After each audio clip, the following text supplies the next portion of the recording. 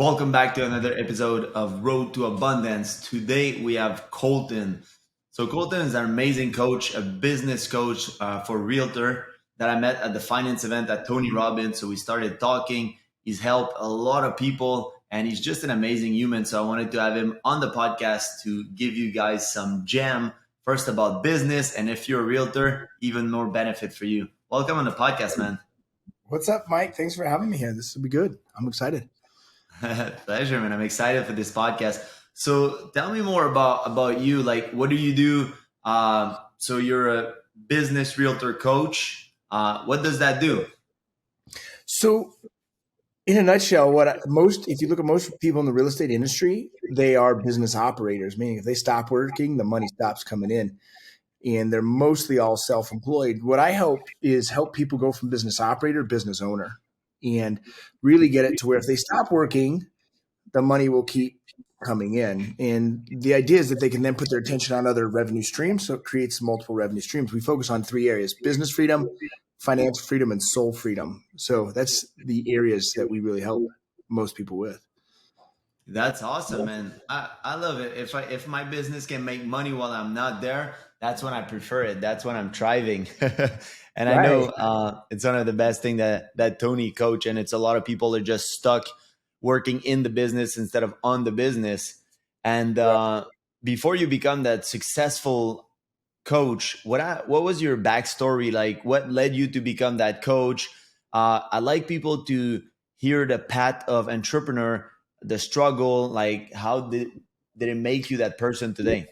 Well, I got into real estate as a real estate agent in 2005. So a couple of years before the Great Recession. I didn't know what was going on in the Great Recession. I sucked at real estate at first. I didn't know what I was doing at all. And then I learned a system. I had got a real estate coach at the time, and I learned how to prospect and generate leads. And so while a lot of people were suffering when the market was crashing, I was doing great because I was prospecting. I didn't know what else to do except for go make money. And so I got into that. And when I learned a system, that was the key. I learned a system to follow. I did like 20 something deals a year. And then I went on to 40 and then 75. And I was doing over 75 deals a year as a single agent. But what I learned was the system that got me going also was going to burn me out because it was still reliant on me. Yeah. 2014, I had a goal and a vision to go to the World Cup in Brazil, which I did. I went there.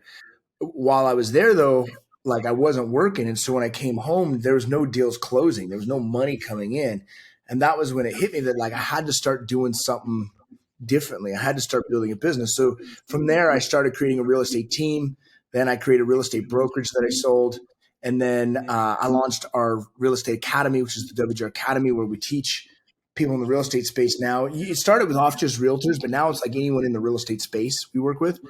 And then in 2001, I launched a partnership with a company called Real Brokerage. It's a national brokerage. So I got about 1,400 agents in my real estate network as well now. So about 170 coaching clients right now, mentorship clients, and then about 1,420 in our national network.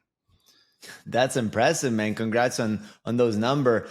And I know it doesn't happen from one day to another. And you saw a pain point that happened. And it was like, if I'm not working, and what got me there to be successful is going to also be my loss if I don't improve, because you were good at getting leads. But if you're the only one getting leads for your business and you're always doing the work, and then you need to do the showing and do everything and be the secretary, the video editor, like just basically operate everything, then you have no freedom. So when you get exhausted or if you get an accident or anything like that, you're done. Correct. Oh yeah, for sure. And I think when I first got it, because the idea of wanting to have business freedom, which I just have coined, I work because I choose to, not because I have to, right? And then I create that cash generating machine out of my business and I move profits into my financial vehicles for financial freedom. That's the leverage residual income. As I started to understand that and create that, I really started to understand that I had to change my systems, my repeatable patterns that create predictable results. I needed new predictable results along that way. So at first it was because I wanted to travel. I wanted to be wherever I want. Like, you know what I mean? Like I want to be able to work anywhere on planet Earth. But then as I got older, I realized, no, it's actually so that I could be with my kids skiing when they want to go skiing, or Like today, I wanted to go to my kids. She had like a spring thing at her school, right? Where she did a little singing thing, a little program, right? Or I ski at home with my dad. My dad's 65. I skied 50 days this year with my dad. So I realized it wasn't so much about the traveling. It was more about I got to choose the experiences, right? And so that's really what it boiled down to. I wanted to choose my experiences. I didn't want to be limited to what I had to do.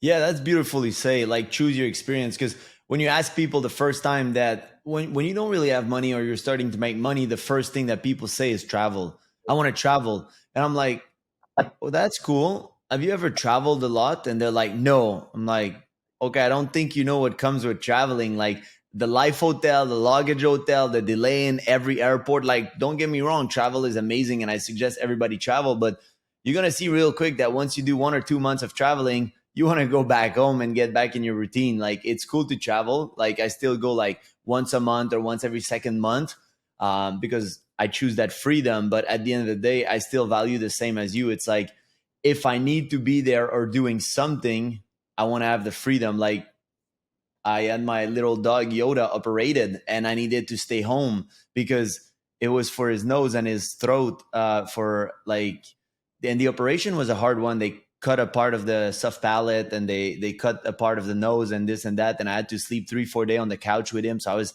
super tired, not doing much, and just watching him all day in case he would cough or anything and making sure it does good. So I can't imagine also with having kids and all that stuff.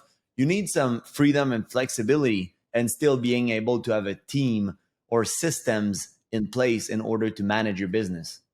Yeah, correct. Well, I think everyone thinks, even with today's technology, they think that we can go create highly leveraged freedom just with tools and technology. And yes, it helps, but yeah, ultimately, it's everything is people driven. People are the consumers, right?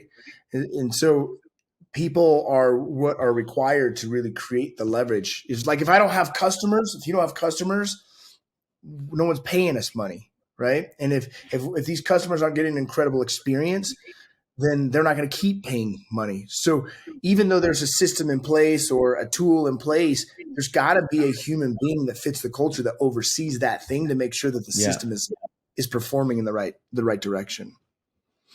Yeah, I love that you say that. It's like over deliver for your client, because your client or your business. So if you always over deliver, it's good to be good at getting clients, but you want to keep clients, you want to retain them, you want to make sure that you meet their expectation and above, because they're going to be word to mouth publicity. Yes, social media is cool, but if you do a shit job, they're still going to say that you do a shit job. Like it's just going to go faster. Right. Even with like social media today, the algorithm today is different than 12 months ago, right? So you social media is only one vehicle to be able to communicate your culture and your message, right? But ultimately it's the human experience that they're going to share other people. They're going to send it in a text thread. They're going to invite people to the next event. They're going to say, hey, you got to get on this podcast. In so Yeah. it's you always have to be just caring about the people. Yeah, man, I really love that philosophy. And I want to hear like from the 2008 when you were like a struggling agent, but you were good, but like just beginning, what struggle did you encounter on the road? Like what was your biggest takeaway? What was your biggest moment, if you remember? Yeah, so I mean there was a handful. I think earlier on my biggest challenge was me. I was young and distracted, right? So like I'd make money and then I would go party, right? So I'd go to the club or I'd play. I remember I got high in the middle of the day and spent a bunch of money on some online gambling site. Like it was just stupid stuff. So the biggest distraction was me and staying focused on what the vision is that I was after. So that was the first thing. The other thing though is I had my values confused in my even my basic human needs were not aligned.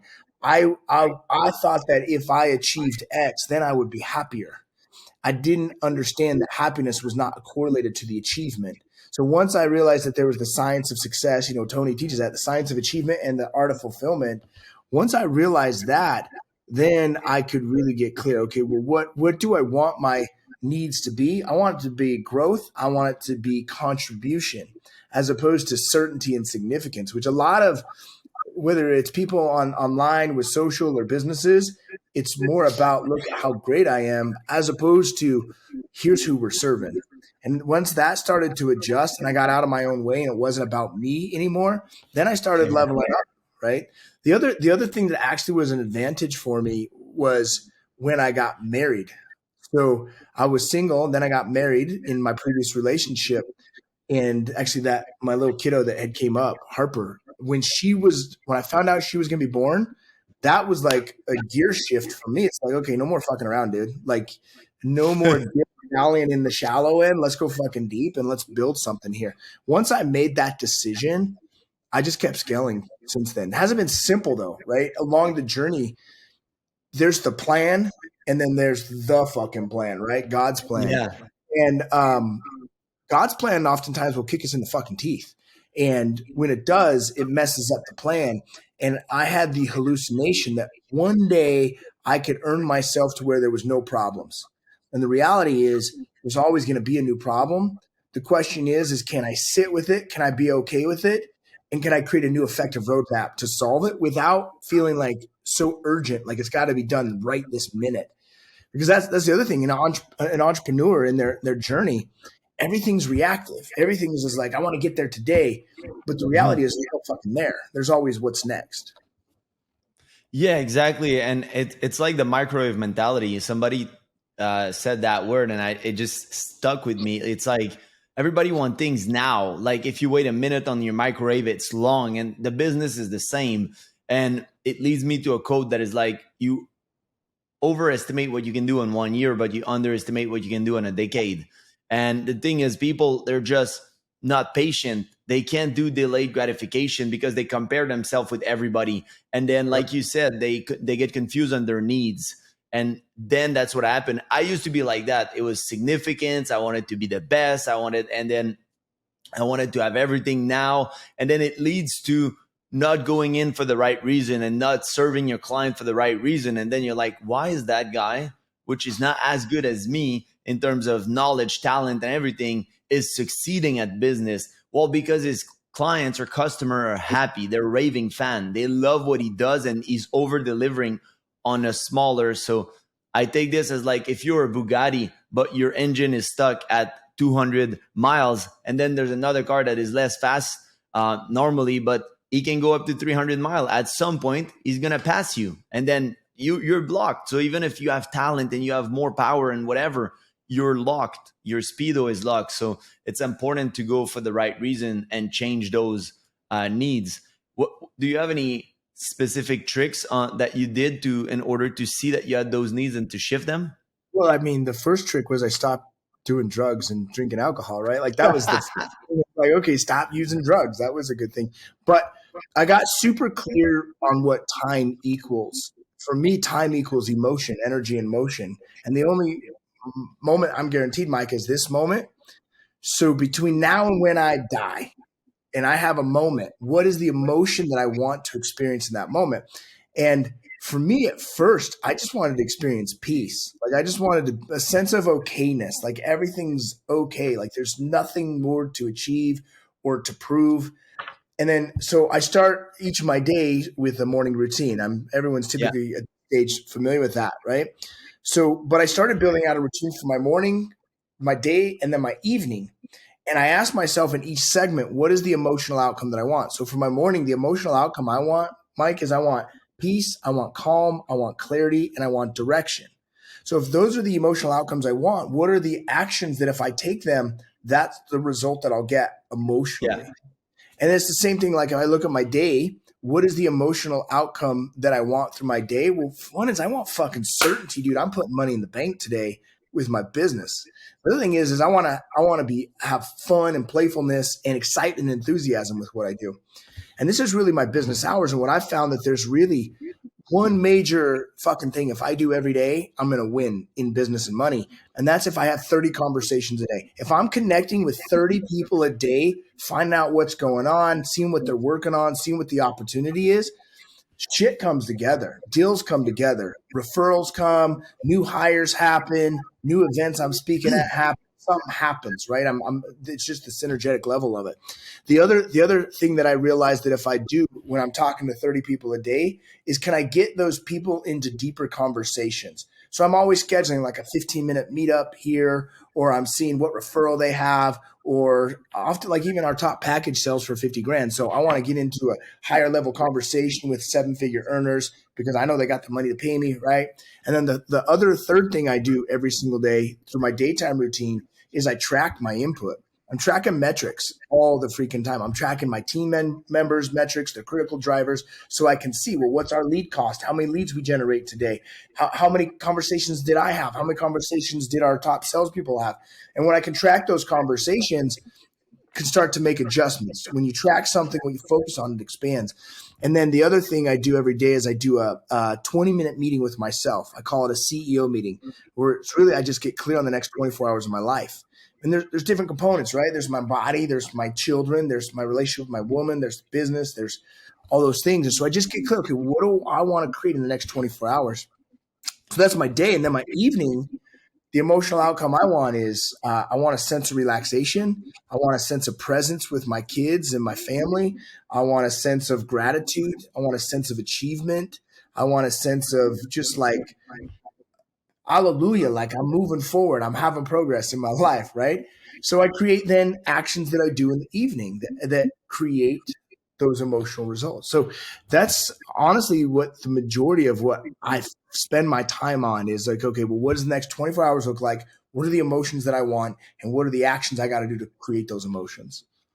Yeah, that's beautiful, man. Because a lot of people, and that's what I call planning. It's the abundance mindset. Is you're not reacting to life, you're anticipating what's going to happen. It's like, this is what my day is going to look like. This is what I'm going to do. And like you said, when you track and you can measure it, that's when you can grow it. Because if you don't know exactly how many conversation you're starting, if you don't know how many leads are in the funnel, if you don't know all your numbers, then it's hard to be like, okay, do 10% more. Well, 10% of what? Because you didn't track it. So if you do 30 conversation and I'm like, I need 10% more business, let's start with 10% more leads. And then we'll see like 10% more like closure. And then you can add other metrics. But it's like, if you don't check your metrics, you don't calculate them, then you're not going to know. And I do the same also with social media. It's like, okay, if I want more views, now I'm at 2 posts. Let's try to make those posts convert more. Let's try to have more views. Let's try this. And then you can measure metrics of how you're converting and how things are going. So that's amazing.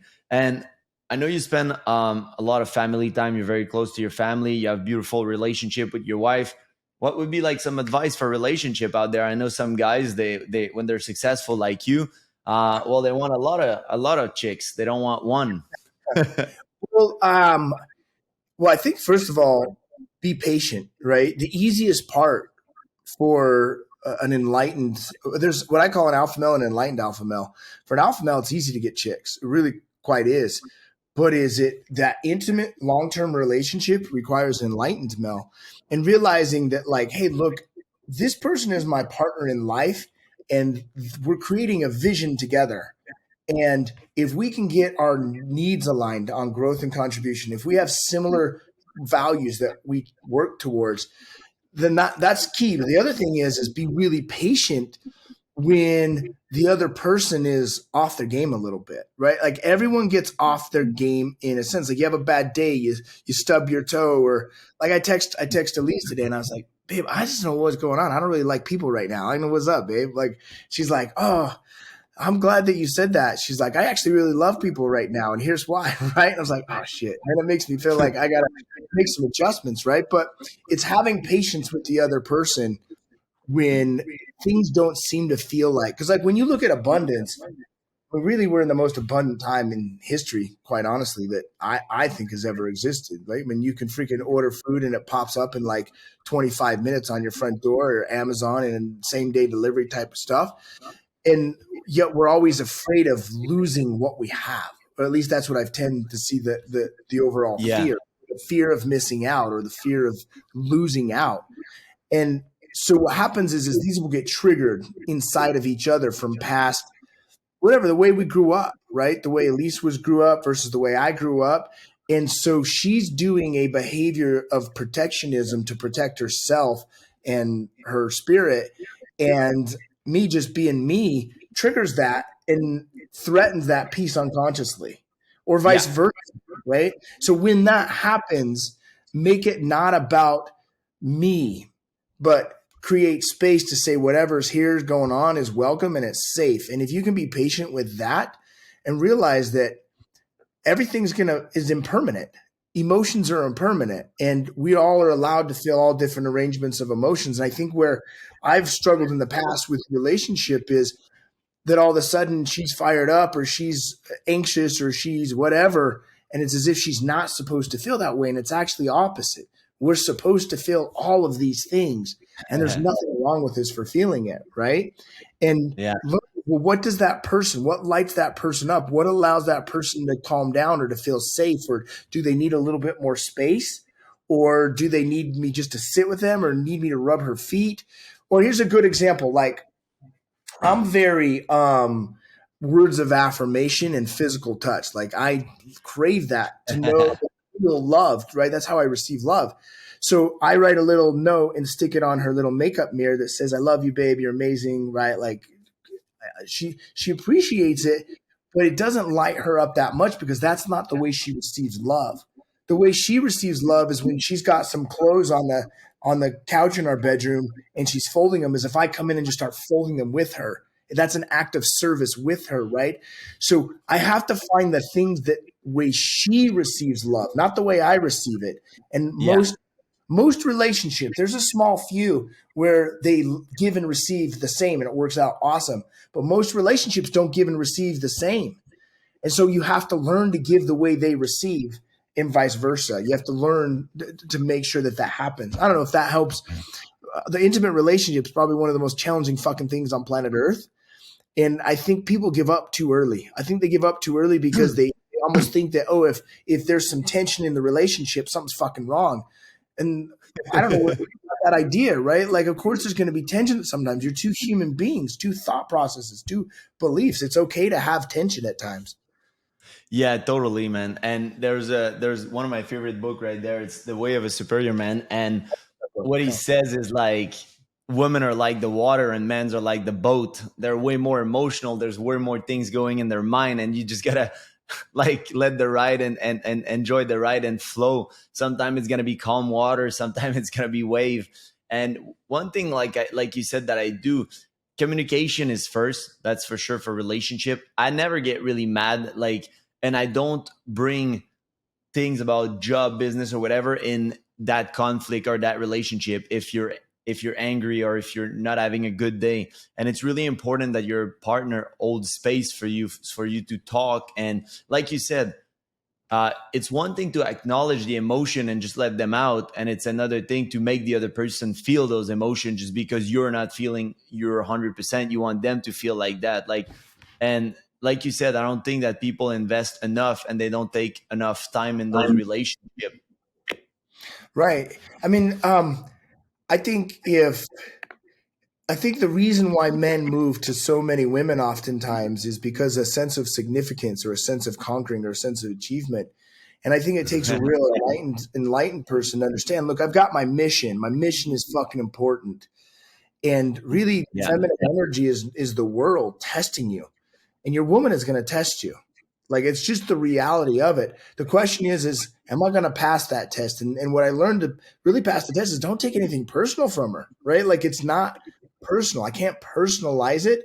And the number one thing that I've realized that my woman loves is when I am extremely emotionally attractive. If I am emotionally on point, if I am in a great space to where I just fucking own myself, then it ends up well with her. Yeah, the women want to feel security for sure. I want to feel support and respect. Like I like to be loved and touch is same thing. She likes word of affirmation. I don't. So yeah, sometimes she'll be like, you don't tell me enough. And me, I'm like, oh, but I'm showing it, and we're just laughing on it. Now it's just like I have to say it more. So she'll come to me waiting, and then I'm like, oh, you're super hot, baby, today, and I love you. And she's like all happy about it. But me, it's like, just give me a kiss, and like I don't like it's super fun to see different personality, different way that people respond to love. Yeah, man, it's super cool. And I wanted to know, like, talking about books, I see you have a lot in the back too. Like, give Yeah. me your top three. Ooh, that's hard to find top three, quite honestly. I think one of my top ones is just because I've studied it so much is Think and Grow Rich. Like that book is by far one of my favorites. And Napoleon talks about the secret in there. I think it's two parts. One is to create the space to think, but two is follow your hunch. He always talks about my hunch. And Mhm. we have to learn to develop this ability to trust ourselves even more, especially in today's world. So, anyways, that book, Yeah, Think and Grow Rich, I absolutely love.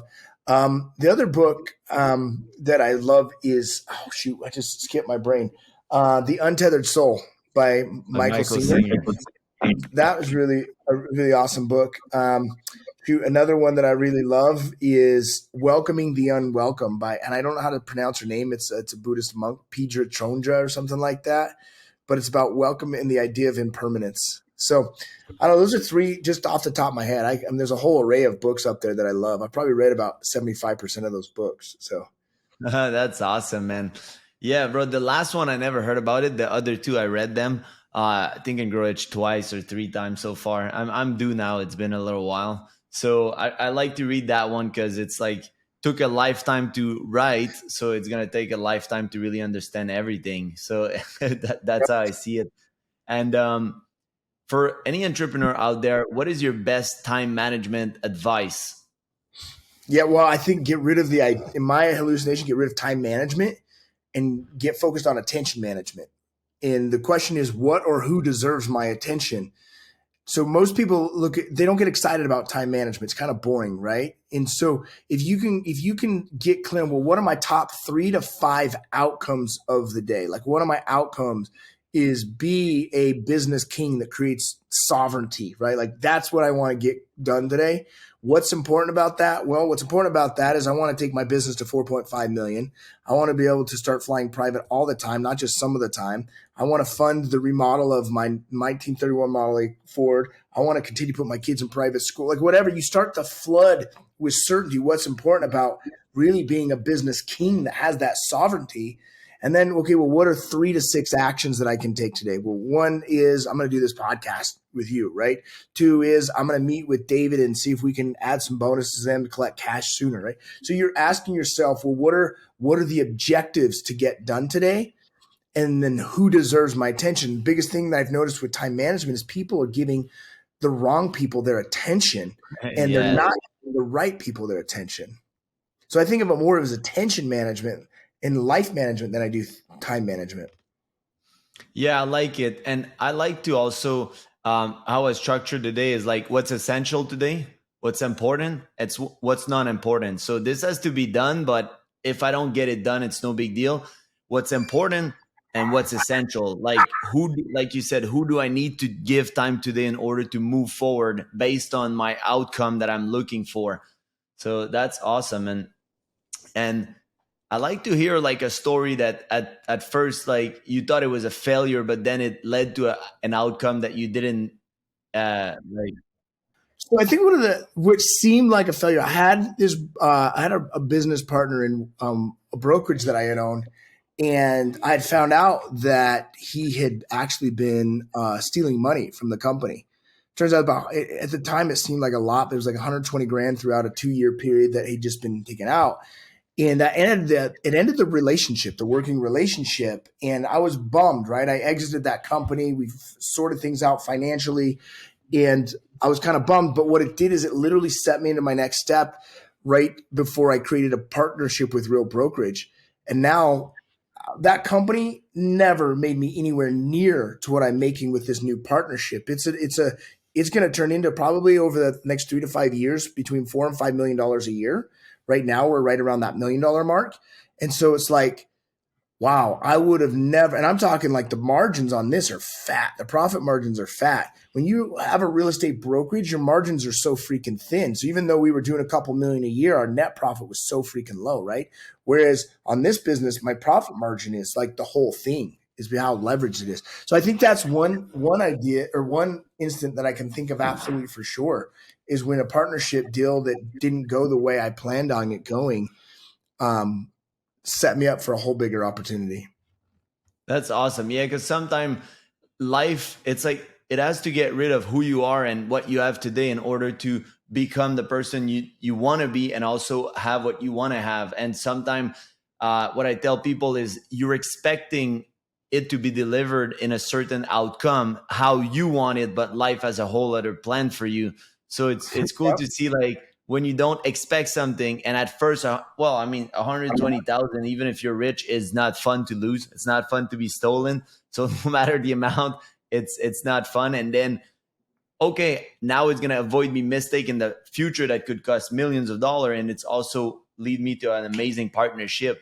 So that's cool to see situation that at first are like a failure, but are not. Right. And And I think that in that book, Think Rich, Napoleon talks about it. Every failure has the seed of an equal or greater opportunity. And in yeah, my experience, it's usually a greater opportunity. It's usually something the when the plan happens versus my plan, is that plan is almost always a greater miracle. And yet it's funny because when the plan is happening, I'm like frustrated or irritated in the moment. And this is what I'm talking about. When shit gets fucked up, learn to sit with it. Don't judge it. yeah, Don't, because if you're judging it, that irritation, it will blind you from seeing where's the real opportunity here. So I'm always saying when shit gets fucked up, I'm saying, hey, this is a gift. I might not see it clearly right now, so I'm going to sit with it. But I trust that God will always give me a greater equal miracle in this. And yeah, creating man. pattern, it makes it more simple when shit gets fucked up. Oh yeah, for sure. I always try to see what's the outcome, what's the lesson, like what am I not seeing that is like the silver lining in this situation. And yeah, sometimes we get frustrated, like who the fuck you think you are to mess up with my plan? Like, but that plan, like you said, is what is gonna matter at the end of the day. So don't get so emotionally attached to your plan. You're just making it in the meantime that this plan aligns with what you're doing. So yeah, that's a cool way of saying it. And when you get anxious or you feel overwhelmed in your day, do you have something special that you do? A tricks? Do you use a rebounder? Do breath work? Breath work is my go-to. In my morning routine, I do probably 15 to 20 minutes of breath every morning. And then throughout the day, if I feel tension, I'll do a 2 to 3 minute breath work.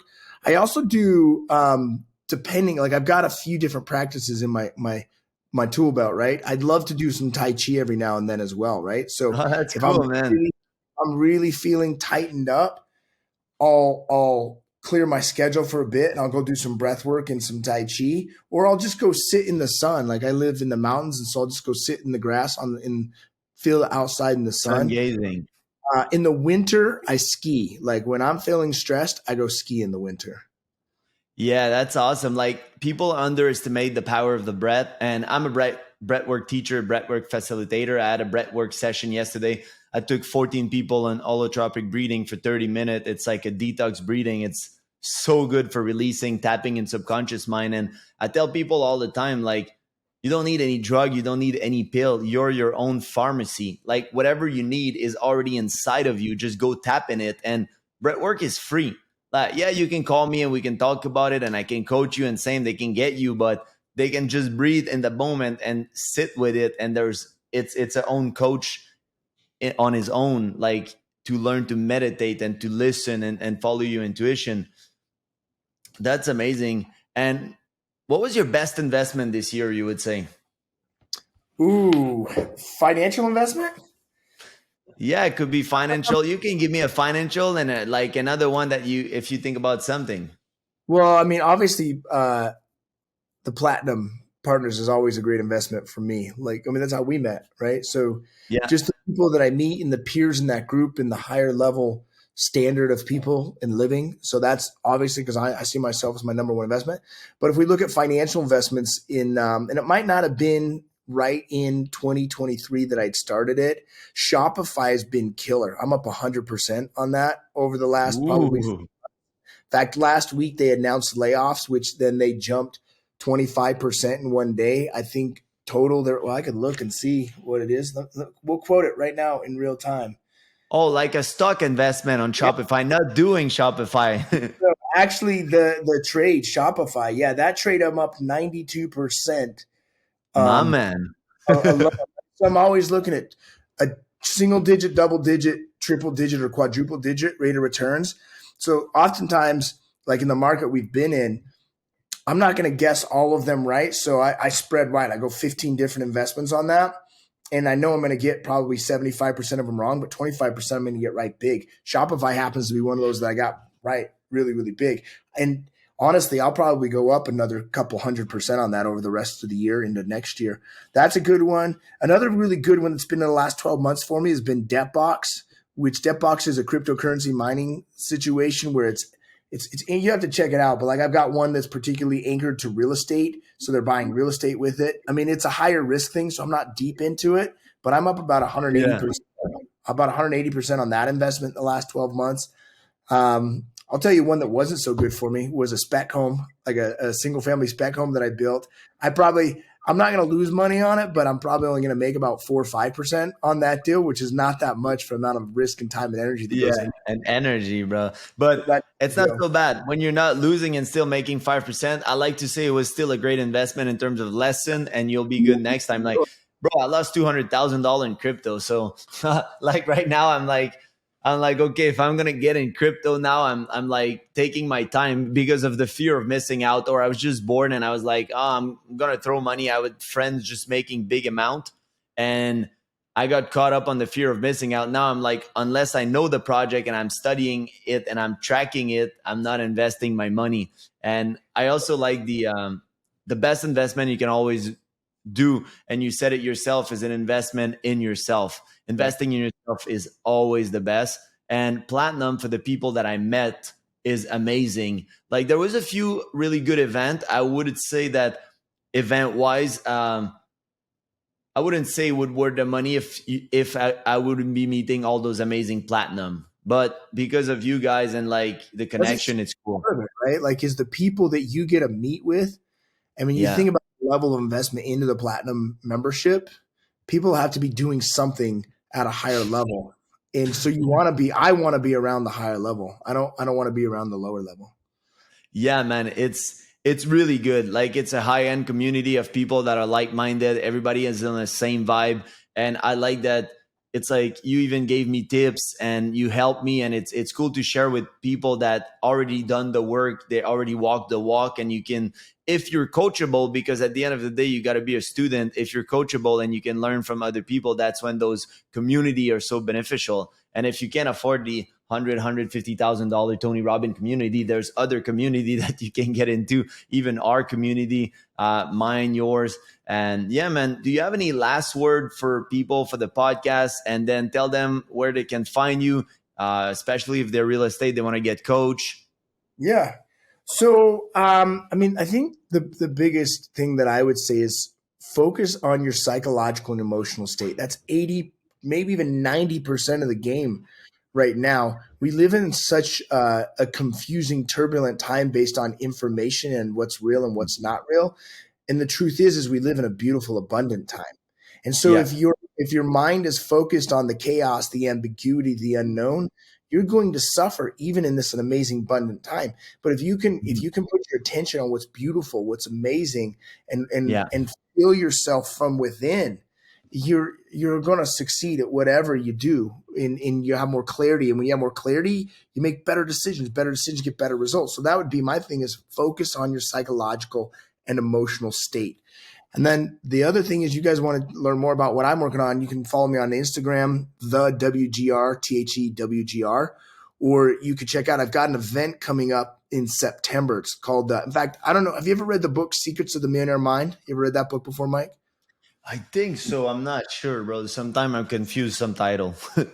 So it's a great book. It's by a guy named T. Harv Eker. It's a New York Times bestseller, USA Today bestseller, Wall Street Journal bestseller. Like, just crushed it. 8,200 reviews on Amazon at an average 4.7 stars. Like, it's one of the most legit books, right? Anyway, so I just got a contract with him, and we're going to bring his event to the U.S. in September. It's called the Multi-Millionaire Mind Intensive. So it's a 3-day in-person event where all we're working is on your psychology of wealth over 3 days. So if you guys want to check that out at WGRlive.com, it's WGRlive.com. But yeah, man, that would be some of the areas to just kind of connect with me more is Instagram or come to my event.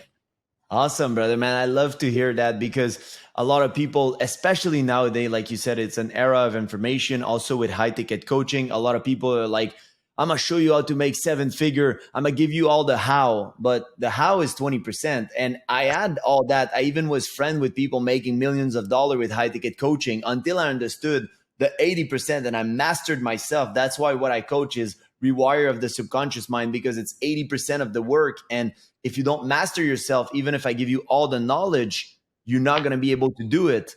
And then Yep. if you have the 80%, you can figure the 20%, or you can have another coach for that part. And it was so beautifully said by you. If you get the 80% piece dialed in, you become this attractive magnet that people want to be in your world. They want to support your vision.